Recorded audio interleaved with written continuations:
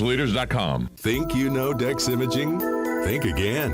In the office, streamlining communications. In the field, delivering top-notch service, enhancing productivity, and reducing downtime. In the data center, a part of the growing digital document revolution.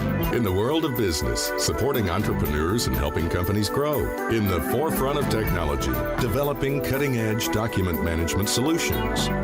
So if you think you know Dex Imaging, you don't know Dex. Now you did it. Are you completely insane? He's back. He, who must not be named. The man, the myth. The only guy in Ocala to eat his own weight in fried pickles. Twice. Now, you asked for it. Sorta. Live and in person. It's Tom Schmitz. Welcome back to Ocala Talks.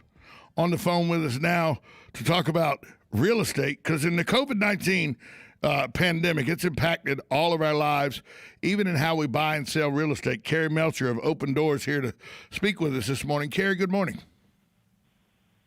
Good morning. How are you today? Wonderful, wonderful. We're in a market where we're located that is a seller's market right now. The inventory is low, demand is high. And so it's a seller's market, but anytime the house comes on the market, people are looking for it. And I know that people have done virtual tours and photo tours of homes before, but they still go see the home.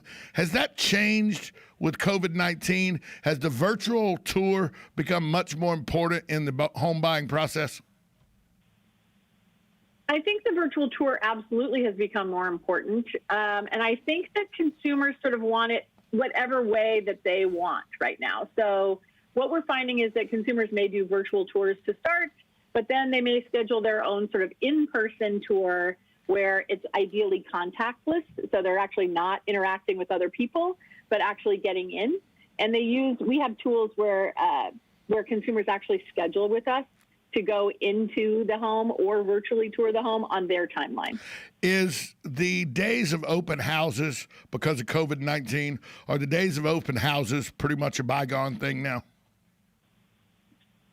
Well, I think that like the days of not doing real estate in some sort of a digital way are probably going away. We heard in this survey that we did that 75% of buyers and sellers expect to be using digital services, on-demand services to search for their home, to buy their home. And for sellers, 71% said even selling their home, that 71% will be getting offers from an iBuyer, like an Open Door.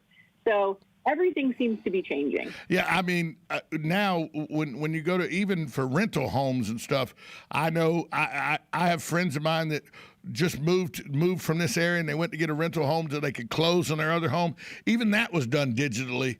I check out just to see what comps are in my area and everything. I check out different real estate sites. I go, that's how I car buy. Now that's how I home buy. Everybody's going digital. And it is partly because of COVID-19 and partly because just technology is so much better that you can really get a good eye for a home. Now, let me ask you this, though. Because of COVID-19 and how it's made it where we're working from home more and we're not going to the gym because, there's lots of people at the gym and everything, have the type of ways people are asking you about homes? Because I know when I bought a home, it was, how big's the master bedroom? How big's the master suite? How big's the master bath? What kind of kitchen does it have? Is that still what they're asking? Or are people starting to now inquire about home offices, home workout facilities, big, large grounds so they can entertain smaller groups of people? Is that becoming the norm now? Or is it still the master bath, master suite, kitchen, those type of things? You're 100% right. COVID has impacted everything from the what, where, why, when, and how, and certainly the what is impacted. So people are absolutely wanting home offices. People want outdoor entertaining spaces, like you said. They want home gyms. They want hot tubs. Our homes are definitely our sanctuary, but they are also our office, like you said. They're sometimes our schools. So people are wanting a lot more from their home.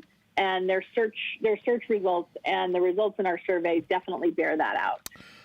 Are you finding that the home buyer now is paying attention more to what states are doing what and how they're handling the pandemic and all, and they're gearing where they're moving to or where they're buying homes at on what their individual thoughts are on the pandemic and how it should be handled? Yes, we're definitely seeing. So in our survey, we saw about 36% of millennials are saying that they want to move to larger cities. And we saw, I think, about 33% of baby boomers wanting to move to the suburbs. So people are like deciding the where of where they're going to go based on the pandemic for sure. As far as like getting in and out of homes, it's more like what you talked about earlier about virtual touring and sort of on-demand touring that's on your schedule and ideally contactless and quite safe. We're seeing that as well. We're also seeing, I was interested to see, there were two interesting things that really stood out to me beyond the fact that digital and on-demand is here to stay, which I guess is no surprise with, food delivery and transportation services. But one of the interesting things, I've been in real estate for 30 years. I have always seen the top lifestyle reasons to move being having a baby and getting married. And while those still remain in the top, COVID has taken over the top for the millennials and Gen X, and still it's in the top for even baby boomers. So we're really seeing how COVID is influencing everything in the market. When you talk about buying homes, though, like I said, we're in a seller's market here. Are you finding even more sellers? Because I tend to think, and maybe I'm wrong in this, but I tend to think buyers use the internet to find homes, to do virtual tours, but sellers still go to individual real estate agents. They call them, they go to their office to list their homes. Are you finding more sellers are using the internet and the digital marketing to find real estate agents to put their homes on the market as well?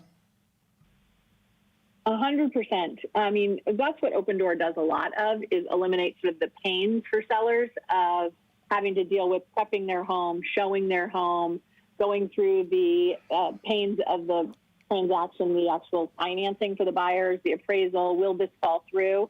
So in our survey, 71% of sellers said they're likely to consider using an iBuyer like Open Door to sell their home, to avoid the traditional process. So with us, of course, no showings, no open houses, no renovations, no stress. You get back your time. You get back your control of the timeline, making the sale work for you, and you just get that sort of peace of mind that our certainty brings. But I mean, how great is it for a seller to be able to say, this is the day I want to close on my home, and actually make everything line up for their timeline? Very difficult to do in the traditional process. Yeah, it's almost impossible to do in the traditional process, right, for certain. The closing, the closing's usually set up by whatever title company or bank person that you have and what their schedule says. Right. We just launched this thing too in Orlando for buyers. So buyers now will have every one of their offers when they buy with Open Door be cash backed. So it's really competitive out there, as you know. As you said, it's a seller's market. So buyers are really at a disadvantage. So with an Open Door cash backed offer, buyers are literally presenting cash offers to sellers. Well, we just had somebody use this service. Oh, go ahead. Sorry. No, you bring up a good point, because I have a friend of mine that's looking to buy. He's coming from Massachusetts. He came down. He toured homes. They're moving here in 6 weeks. He put in 3 different offers on 3 different homes. All of them turned down, even though his offer was higher, because 3 cash offers came in. Even though they were lower, the seller wanted cash in hand instead of the long period of waiting. And so cash is king these days. Cash is king, and that's exactly what we're seeing. This buyer that I talked with, actually, the house had been on the market 2 days, and there were 4 other offers. They submitted their offer, they won the offer, and the highest offer was $25,000 more than their offer. But because it was cash, they won. Yeah, I had a friend of mine. It really makes all the difference, like you said. He came down to see 3 houses in particular, made an offer on all 3 houses, and was told that cash offers had been accepted, and all 3 cash offers were lower than what he had offered to pay for the houses. So that's definitely what the trend that's going on now. Cash is king. Kerry, tell people where they can find out more information, a website they can go to. Come to opendoor.com. Answer a few questions, put in your address, and a few clicks, we will help match your priorities with our offerings. Kerry Melcher from Open Door, thanks so much for joining us this morning. Thanks so much for having me. Have a great one. You as well. That was Kerry Melcher of Open Door talking real estate. Coming up next, Dumb Crook News. It's that time. 1370 AM, 96.3 FM, WOCA, The Source.